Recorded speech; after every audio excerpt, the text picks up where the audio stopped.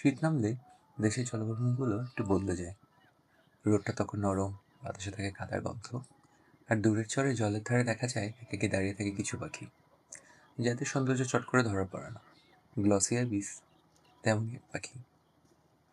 দূর থেকে দেখলে কালচে বা নিরামিষ রঙের, কিন্তু কাছে গেলে কিংবা একটু রোদ পড়লে বোঝা যায় এই কালোর ভেতর লুকিয়ে আছে সবুজ বেগুনি আর তামাটে ধাতুর ঝিলিক।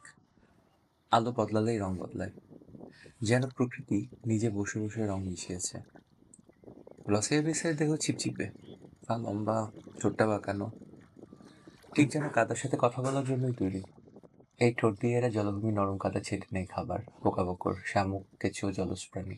এরা শিকারী নয়, আবার অলসও নয়, নীরবে কাজ করে যায়, জলভূমিকে পরিষ্কার রাখতে সাহায্য করে।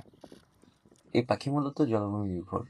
বিল, হাওর, চর, প্লাবিত ধান ক্ষেত, যেখানে কাদা আর জল মিশে আছে সেখানে এদের স্বচ্ছন্দ। বাংলাদেশে গ্লসিয়া বিস আসে শীতের অতিথি হয়ে।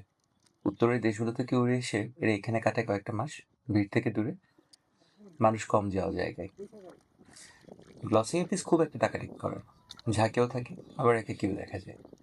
এই নীরবতাই হয়তো এদের সবচেয়ে বড় পরিচয়। এটা চোখে পড়তেও চায় না।